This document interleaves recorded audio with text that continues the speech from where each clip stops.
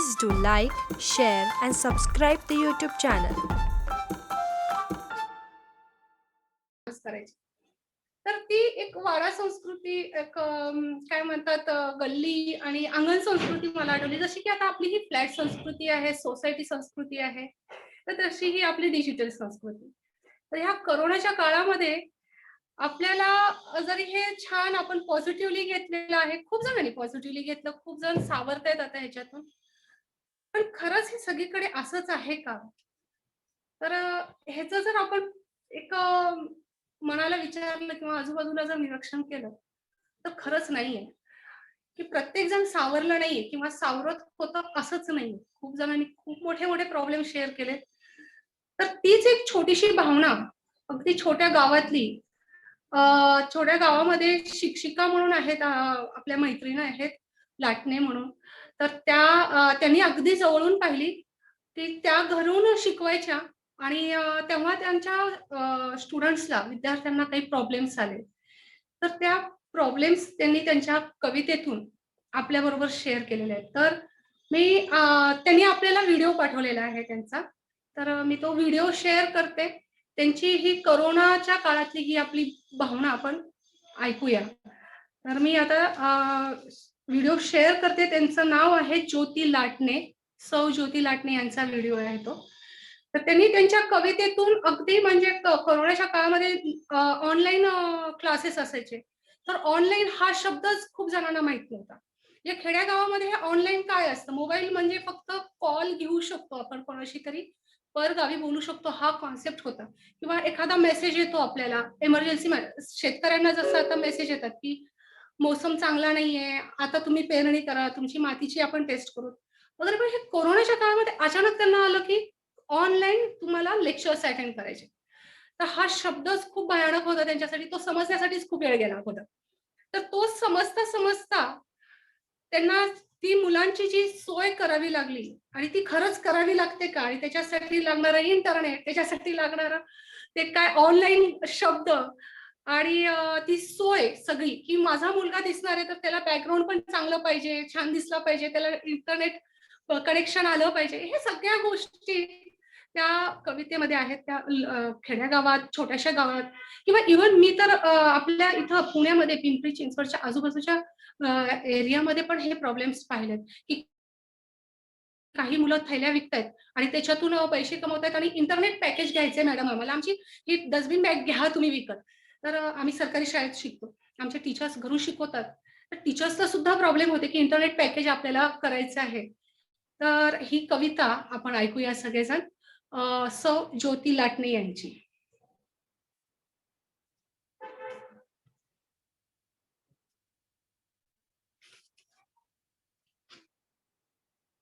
नमस्कार, मी सौ ज्योती संतोष लाटणे जिल्हा परिषद प्राथमिक शाळा येथे उपशिक्षिका म्हणून कार्यरत आहे. सध्या गेल्या वर्षापासून आपल्याला कोरोनाच्या संकटाचा सामना करावा लागत आहे आणि त्याच्यामुळे बेरोजगारी, उपासमार, बेकारी यांसारखे अनेक परिणाम आपल्याला पाहायला मिळत आहेत. शिवाय शाळाही बंद असल्यामुळे ऑनलाईन शिक्षणाचाही आपल्याला त्रास होताना दिसत आहे. आता ह्या सर्व व्यथा एका मुलाच्या माध्यमातून मी माझ्या कवितेतून शब्दबद्ध केल्या आहेत आणि कवितेचं नाव आहे गरीब बाप. ऑनलाईन शिक्षणाचा डोक्याला ताप आहे, ऑनलाईन शिक्षणाचा डोक्याला ताप आहे. गरिबीने त्रासलेला माझा बाप आहे, गरिबीने त्रासलेला माझा बाप आहे. मिळेना गरजूंना कोठेच कामधंदा, पोटा पाण्याचाही झालाय मोठा वांदा. दारिद्र्याचा लाभलेला इथे शाप आहे, गरिबीने त्रासलेला माझा बाप आहे, गरिबीने त्रासलेला माझा बाप आहे. कर्जाचा बापावरी आलाय ताण, परिस्थितीची आम्हा आहे पुरती जाण. नैराश्याने मनास ग्रासलेला साप आहे, गरिबीने त्रासलेला माझा बाप आहे, गरिबीने त्रासलेला माझा बाप आहे. पोरांनी शिकावे हीच त्याची आशा, पण साथ देईना नशिबाची रेषा. मोठी स्वप्न पाहणं काय पाप आहे, गरिबीने त्रासलेला माझा बाप आहे, गरिबीने त्रासलेला माझा बाप आहे. हलका करीन खर्चाचा भार, होऊन कुटुंबाचा भक्कम आधार. त्यासाठी बापाचाही होणार मी बाप आहे, कारण गरिबीने त्रासलेला माझा बाप आहे, गरिबीने त्रासलेला माझा बाप आहे. धन्यवाद. सगळ्यांनी अनम्यूट करून आपण त्यांचं करूया. खरंच सुंदर आणि त्यांनी लॉकडाऊन मध्ये अगदी प्रत्यक्ष पाहिलंय, अनुभवलंय. त्या टीचर आहेत आणि तिथल्या मुलांचं मनापासून म्हणजे त्यांनी शिकवतात. आणि अचानक लॉकडाऊन झालं आणि त्याच्यामध्ये त्याच्यामध्ये त्यांना ही जी परिस्थिती फेस करावी लागली, त्यांनी त्यांच्या भावना अतिशय विखापणे कवितेत व्यक्त केलेल्या आहेत. खरोखर सुंदर ज्योती लाटणे. तर असंच शाळेतून आपण आता थोडस समोर जाऊया की शाळा जी आहे, तर शाळातून आपण जेव्हा समोर एक काय म्हणतात एक वय असतं, तर त्या वयात पोहोचल्यानंतर एक वेगळ्या भावना प्रत्येक जण अनुभवतो. एक वेगळी भावना असते, त्या कळत नाही की त्या काय आहेत नेमकं. अगदी चुलबुल भावना असतात शाळेतून अगदी कॉलेजमध्ये पोहोचताच्या. ह्या अशा चुलबुल भावना, सुंदर अशा भावना वैष्णवी देशमुख आपल्याशी शेअर करत आहेत. तर वैष्णवी देशमुख यांचा आपल्याकडे आलेला हा व्हिडिओ आहे. त्यांची ती त्या एक नाजूक वयातली तरुणीची एक व्यथा म्हणा किंवा भावना आहे, तर ती आपण ऐकूया. अगदी सुंदर शब्दात त्यांनी छान व्यक्त केलेली आहे वैष्णवी देशमुख यांची.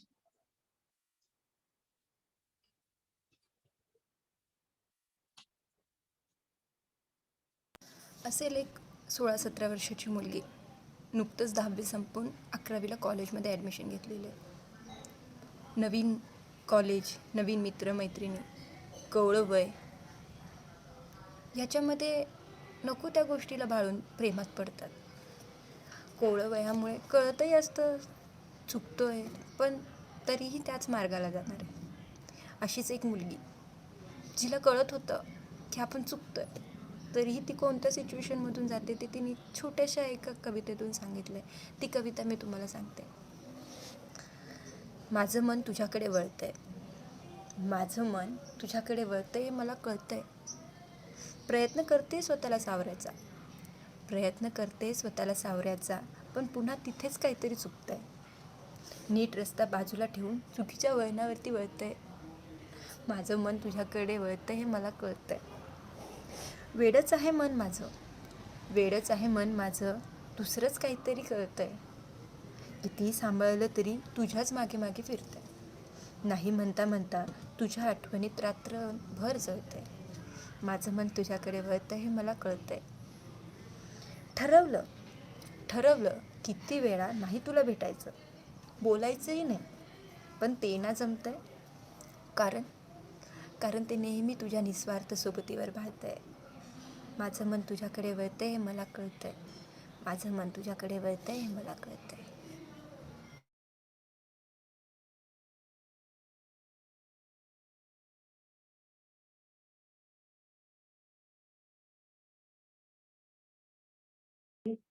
सुंदर वैष्णवी. वैष्णवी आहे बहुतेक आपल्यावर जॉईन झालेली आहे. तर वैष्णवी, एक 2 शब्द आमच्यासाठी पुन्हा एकदा.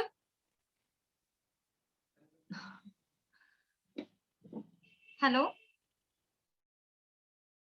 हा, सुंदर, एकदम छान कविता आणि खरंच ती सुंदर भावना होती. प्रत्येक जण त्या सिच्युएशन मधनं जातं. जसं वय वाढतं तेव्हा कळत नाही, त्यामुळे एक जस्ट लिहिलंय इमॅजिन करून. काही फिलिंग्स नाही, काही असं. एकदम छान लिहिलं आणि लिहित राहा. मस्त. आपण वैष्णवीला अप्रिशिएट करूया. सगळ्यांनी टाळ्या वाजवून तिच्या कवितेचं कौतुक करूया. एक आपली छोटीशी पार्टिसिपेंट आहे, माझी पुतणी आहे ही वैष्णवी देशमुख. थँक्यू. आपल्यासोबत सौ लाटणे पण आहेत, ज्यांची आपण पहिली कविता ऐकली आहे. लाटणे मॅडम, आपण कवितेबद्दल आणि आपल्या कोरोनाच्या काळाबद्दल काही सांगताल का आम्हाला? तुम्ही एवढी भावनात्मक कविता लिहिली आहे. हा, कोरोनाच्या काळाबद्दल म्हणजे ऑनलाईन शिक्षण जे घ्यायचं आहे, तर अजून सुद्धा ऑनलाईन शिक्षणाला काही रिस्पॉन्स नाहीये. म्हणून आम्ही शाळेत गेल्यानंतर थोड्या थोड्या मुलांना बोलवत असतो शाळेमध्ये. आणि एक छोटी नाटिका मी पाहिली होती की ज्याच्यामध्ये कॉलेजची 2 मुलं म्हणजे वेगवेगळ्या परिस्थितीतली दाखवली होती, ज्याच्यामध्ये श्रीमंत घरातली मुलं होती. त्यांना नेट पॅक वगैरे खूप असा 2 जीबी, 3 जीबी असा भरून दिलेला होता. पण ती मुलं क्लास जॉइन करत नव्हती आणि गरीब परिस्थिती असलेल्या घरातली मुलं जी होती, त्यांना क्लास जॉइन करायचा होता, तर मोबाईल वडील घेऊन जायचे कामावर. आणि हीच परिस्थिती खरोखर त्या मुलांच्या घरची आहे, की मोबाईल त्यांच्याकडे नसतो. आपण मेसेज पाठवलेला, खरंच अभ्यास पाठवलेला कळत नाही तुमच्या त्यांना. कवितेतून खरंच ही भावना व्यक्त झालेली आहे, खरंच आहे. आणि ही जवळपास प्रत्येकाच्या कमी जास्त घरात ही परिस्थिती आहे आणि खरोखर सुंदर, खूप सुंदर कविता तुम्ही, खूप सुंदर भावना त्याच्यातून व्यक्त केली. खूप छान. आता आपण तिसरे आपले पार्टिसिपेंट घेऊया, की आपण आता हे कोरोनाच्या काळातलं पाहिलं, एक सुंदर नाजूक वयाची एक कविता वैष्णवी देशमुख यांची पाहिली. तसंच एक वयाचं बंधन नसलेलं अशी एक गोष्ट असते ती म्हणजे स्वप्न. आपण स्वप्न केव्हाही कुठंही कोणत्याही वयात पाहत असतो आणि हे स्वप्न कधी पडेल काही सांगता येत नाही, पण ह्या स्वप्नांच्या काही कॅटेगरीज आहेत. जसं की रात्री पडतं, गाढ झोपेत पडतं, सकाळचं पडतं, जे की अगदी खरं होतं. आजही आपण त्याच्यावर विश्वास ठेवतो की स्वप्न सकाळचे अगदी खरे होतातच. काही जागेपणीच असे झोपेत असलेले थोडेसे आणि थोडेसे जाग असलेले स्वप्न असतात. पण काही स्वप्न अगदी दिवा स्वप्न असतात. लोक बसल्या बसल्या डोळे उघडे ठेवल्या ठेवल्या पण पाहत असतात आणि ते केव्हाही कुठंही पाहू शकतात. आणि हे दिवा स्वप्न पाहण्यासाठी पण वयाचं बंधन नाहीये. तर अशीच एक कविता आहे जे आपल्या समोर आणत आहेत संध्या डिग्रसकर. तर ते स्वप्न त्या माणसाचं जे आहे ते खूप भारी आहे ते स्वप्न. त्या स्वप्नामध्ये तो स्वतःला काय इमॅजिन करतो आणि त्याचं प्रत्यक्षात काय आहे. म्हणजे खरंच स्वप्न हे वेगळेच असतात आणि आपण प्रत्यक्षात वेगळेच असतो.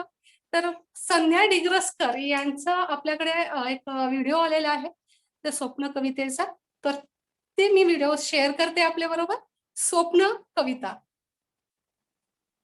नमस्कार, मी सेलून संध्या दिग्रसकर बोलते आणि माझ्या कवितेचं नाव आहे स्वप्न. बसलो होतो मी महालात, बसलो होतो मी महालात, बसावयात चंदनी पाट, बसावयात चंदनी पाट आणि खावया साखर भात, खावया साखर भात. महाल माझा संगम रवरी, महाल माझा संगम रवरी, जणू तो ताजमहाल, जणू तो काही तो ताजमहाल. होतो मी शहाजान, होतो मी शहाजान मुमताज सोबत. पण भंगले ते माझे स्वप्न, पण भंगले ते माझे स्वप्न. नव्हताही तो ताजमहाल आणि नव्हतोही मी मुमताज सोबत. पहाट झाली तिरीपवनाचे, पहाट झाली तिरीपवनाचे, पडले अंगावरती, पहाट झाली तिरीपवनाचे, पडले अंगावरती. अहो इने मला जागे केले, अहो इने मला जागे केले. घ्या घागर डोक्यावरती आणि चला हो व्हा पटकन नळावरती. धन्यवाद. एकदम एकदम सुंदर आणि मजेशीर अशी कविता आहे ही. आणि स्वप्नातून आपण जागे होतो तेव्हा कदाचित अशीच काहीतरी परिस्थिती होती. तर त्यांचं आपण टाळ्या वाजवून कौतुक करूया. आणि स्वप्न हे सगळेच गमतीशीर असतात, काही भयानक पण असतात. पण खरंच संध्याताई असतील तर काय हे स्वप्न कसं काय स्वप्नावरची अशा प्रकारची कविता सुचली सांगताल का? आहेत का संध्याताई? नमस्कार. अगदी मला पण अशी खूपच आवडे कविता पण करण्याची. आणि कसं अशीच कविता करण्यामध्ये एक स्वप्न पण ही मी कविता केली. आणि आमच्या सर्व फॅमिलीचा विशेष म्हणजे माझी आई, माझा भाऊ, माझ्या बहिणी, आम्ही सगळे करतोय कविता. आम्हाला सगळ्यांना छंद आहे कवितेचा. अशीच एक सहज कविता करता करता मी एक स्वप्न सुद्धा कविता केली. आणि प्लीज बरं का म्हटलं वहिनी थोडक्यात सांगायचं म्हणजे अजून एक कविता तुम्ही माझी ऐकता का? मी तुम्हाला आपण ऐकायची आहे आणि नक्की ऐकायची आहे, पण आपण नेक्स्ट टाइम ऐकणार आहोत संध्याताई. Please sorry for that. खूप मजा आली ही तुमची स्वप्नावरची कविता पाहून आणि खरोखर एक वातावरण फुलूनच गेला. तर मी काय करते की हे असंच सुंदर असं वातावरण ठेवण्यासाठी एक निसर्गावरची अतिशय अप्रतिम आणि निसर्गावर सुंदर अशा शब्दात गुंफलेली कविता रंजना देशमुख यांची मी शेअर करते. त्यांचा व्हिडिओ आलेला आहे आपल्याकडे. त्यांनी निसर्गावर अतिशय सुंदर शब्दांमध्ये, सोप्या आणि मधुर शब्दांमध्ये ती गुंफलेली आहे कविता आणि सुंदर वर्णन केलेलं आहे. निसर्गावर खूप जणांनी कविता केलेल्या आहेत. निसर्गावर जितक्या कविता करता येतील तितक्या कमीच आहे. आणि कोरोनाच्या काळामध्ये तर आपण निसर्ग अगदी जवळून पाहिलेला आहे, किती सुंदर होत चाललाय. कारण आपला टच नाही आता निसर्ग आपण प्रत्यक्ष पाहत होतो. ओरिजिनल निसर्ग तर तो खरंच सुंदर आहे. तर तशीच ही अतिशय सुंदर अशी कविता रंजना देशमुख यांची आहे. तर आपण ती ऐकूया. निसर्गावरची कविता रंजना देशमुख यांची. नमस्कार रसिक मंडळी. माझे नाव रंजना रावसाहेब देशमुख. माझी ही स्वरचित निसर्ग कविता असून माझ्या कवितेचे नाव कविमन आहे. आपल्याला ती नक्कीच आवडेल. ऐका तर मग. लुकलुक नारे तारे लटके लटके हसले. लुकलुक नारे तारे लटके लटके हसले. रात राणीने दवबिंदूचे सडे शिंपिले. आणि तिथेच माझे कविमन जागे झाले. आणि तिथेच माझे कविमन जागे झाले. सळसळणाऱ्या पानांचे ते रातकिड्यांनी सूर छेडिले. सळसळणाऱ्या पानांचे ते रातकिड्यांनी सूर छेडिले. उमलत्या त्या कळ्यांनी लक्ष माझे वेधिले. आणि तिथेच माझे कविमन जागे झाले. आणि तिथेच माझे कविमन जागे झाले. सूर्याने तर केली कमाल. सूर्याने तर केली कमाल. निसर्गाचे दर्शन घडले. सूर्याने तर केली कमाल. निसर्गाचे दर्शन घडले. पक्षी घरटी सोडून गगन विहार करू लागले. आणि तिथेच माझे कविमन जागे झाले. आणि तिथेच माझे कविमन जागे झाले. सरी ओसरता सरी ओसरता मोर नृत्यात धुंदले. सरी ओसरता मोर नृत्यात धुंदले. हिरवे हिरवे गार गालीचे वर्षा राणीने गुंफिले. आणि तिथेच माझे कविमन जागे झाले. तटस्थ उभा राहुनी डोंगर त्याच्याशी हितगुज साधिले. तटस्थ उभा राहुनी डोंगर त्याच्याशी हितगुज साधिले. दिमाखदार त्या हिमालयाने गगन चुंबिले. आणि तिथेच माझे कविमन जागे झाले. आणि तिथेच माझे कविमन जागे झाले. खळखळणाऱ्या नद्यांचे ते आत्मचरित्र ऐकले. खळखळणाऱ्या नद्यांचे ते आत्मचरित्र ऐकले. सागराने त्या हुतात्म्याचे स्मरण करून दिले. आणि तिथेच माझे कविमन जागे झाले. आणि तिथेच माझे कविमन जागे झाले. निसर्ग माझा सोबती. निसर्ग माझा सोबती त्यानेच विचार घडविले. स्फूर्ती देऊनी शब्दांची शब्द मनात रुजविले. स्फूर्ती देऊनी शब्दांची शब्द मनात रुजविले. आणि तिथेच माझे कविमन जागे झाले. आणि तिथेच माझे कविमन जागे झाले. धन्यवाद. खरोखरच स्फूर्ती देऊन शब्दांची खरंच निसर्ग आपल्याला एक नवीन शब्दांचे, नवीन विचारांची दरवेळेस एक नवीन स्फूर्ती देतो, चालना देतो. फक्त त्याचा इशारा समजणं आपल्याला महत्वाचं आहे. आपण किती निसर्गाच्या जवळ आहोत आणि किती निसर्गाला समजतो ह्याला महत्व आहे. आणि खरोखर निसर्ग नेहमी आपल्याला आनंद आणि आनंदच देतो. तर रंजना काकू असतील तर प्लीज तुम्ही ह्या निसर्गावर काही अजून 2 शब्द बोलता का, आमच्याशी शेअर करता? रंजना देशमुख.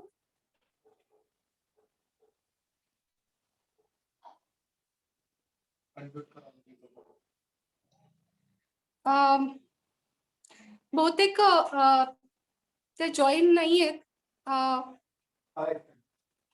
एक मिनिट. हा, रंजना देशमुख अनम्यूट करा स्वतःला आणि 2 शब्द शेअर करा आमच्याशी. इतकी सुंदर कविता आणि निसर्गावर जी पाहण्याची तुमची हे आहे नजर आणि त्या शब्दांमध्ये गुंफण्याची जी हे शब्द प्रगल्भता आहे, खरोखर अप्रतिम आहे. मन पुन्हा पुन्हा भरून येतं. मन पुन्हा पुन्हा निसर्गाकडे अक्षरशः पळत जातं. रंजना देशमुख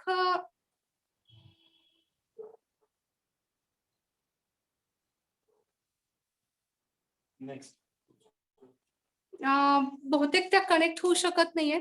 तर निसर्गचे अनेक रंग आहेत आणि जसं या रंजना देशमुख यांच्या कवितेमध्ये आपल्याला कळलंच की निसर्ग हा नेहमी आपल्याला फक्त आणि फक्त आनंद आणि स्फूर्ती देतो. काही ना काहीतरी नाविन्य देतो, चालना देतो आणि आपल्याला पुढे जाण्यासाठी उत्साह निर्माण करतो. तसंच त्याच्यातला एक भाग जो आहे तो आहे पतझड. म्हणजे जुनं जातं आणि नवीन येतं. ही पण एक नवीन शिकवण आहे की जुनं जर गेलंच नाही तर नवीन कसं येणार? जुन्यानं जागाच सोडली नाही तर नव्यानं जागा घ्यायची कुठं? नव्यानं नाविन्य आणायचं कसं? आणि नाविन्य नाहीच आलं तर आनंद मिळवणार कुठून आपण? तर अशाच ह्या पतझड ह्या नैसर्गिक ह्याच्यावर ज्योत्स्ना कोथळकर यांची कविता आहे. मी ज्योत्स्नाताई यांना विनंती करते की तुमची कविता पतझड ही सादर करा. नमस्कार, मी ज्योत्स्ना कोथळकर आणि माझी कविता हिंदीमध्ये आहे. त्याचं शीर्षक आहे पतझड. पतझड म्हणजे ज्याला पानं गळतात तो सीजन. जीने की कला जानो इन पेड़ों से, खिल उठते फिर नए पत्तों से. जीने की कला जानो इन पेड़ों से, खिल उठते फिर नए पत्तों से. गम नहीं इनको खोने का जब आए मौसम पतझड़ का. गम नहीं इनको खोने का जब आए मौसम पतझड़ का. फिर सूखी डालों के संग मौन रहे अंतर्मुख होकर. फिर सूखी डालों के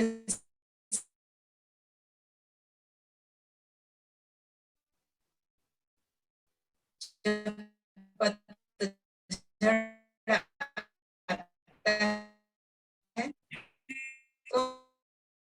अंतर्मुख होकर. करे तैयारी फिर खिलने की, परवाह नहीं किसी की नजरों की. करे तैयारी मन पर खोने का, जो घातक हो अपने जीवन का. जो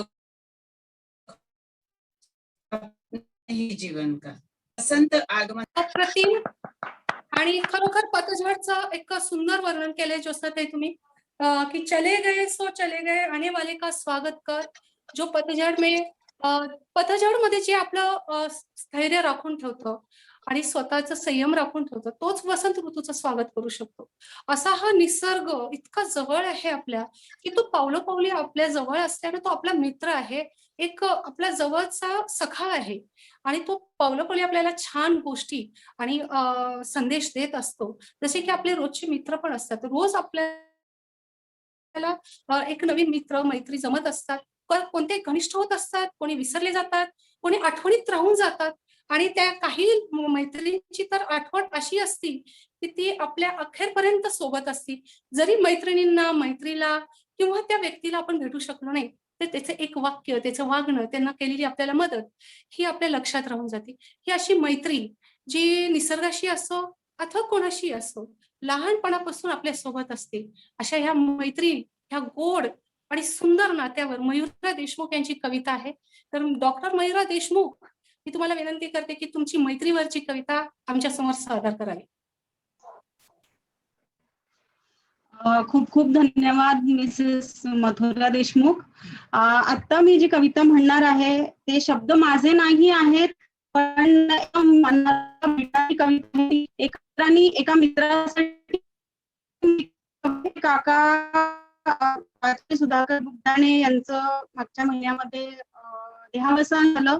त्यांचे जे मित्र आहेत नाशिकचे उपेंद्र, त्यांनी त्यांच्या स्मरणार्थ ही कविता त्यांना समर्पित केलेली आहे. पाटाचे काका तर भिडणारी कविता आहे. कवितेचं नाव आहे जाता जाता कुणीतरी. हॅलो हा जाता आवाज जाता थोडा कोणीतरी ओके. जाता हा. जाता कोणीतरी देऊन काही गेले आहे. जाता जाता कुणीतरी देऊन काही गेले आहे. घेता घेता देण्याचेच राहून थोडे गेले आहे. घेण्यासाठी परत येईल म्हणून वाट पाहत राहिलो. घेण्यासाठी परत येईल म्हणून वाट पाहत राहिलो. वाटेमधून वाट काढून चालत मात्र राहिलो. चालता चालता विचारायचे काही राहून गेले आहे. जाता जाता कोणीतरी काही देऊन गेले आहे. विचारांना विचार होते, विचारायचे काय होते. विचारांना विचार होते, विचारायचे काय होते. मागे अंधार पुढे दरी, दरी पुढे काय होते. होता होता काहीतरी भलतेच होऊन गेले आहे. जाता जाता कोणीतरी काही देऊन गेले आहे. विसरायला विसर नाही, विसरून कुठे चालेल का. विसरायला विसर नाही, विसरून कोठे चालेल का. विसर विसर सांगून कोणी विसरायला लागेल का. सांगता सांगता कानी कोणी सांगून काही गेले आहे. जाता जाता कोणीतरी देऊन काही गेले आहे. जमा खर्च हिशोब सारे, जमा खर्च हिशोब सारे जिथल्या तिथे राहिले गेले. जमा खर्च हिशोब सारे जिथल्या तिथे राहिले गेले. करता बेरीज चुकून मोठी शून्य खाली राहिले आहे. चुकता चुकता चुकून कोणी डोळा चुकवून गेले आहे. जाता जाता कोणीतरी काहीतरी देऊन गेले आहे.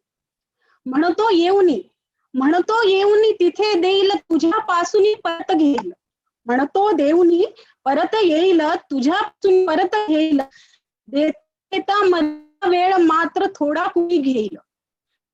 देता विसरू नकोस घ्यायचे राहून गेले आहे.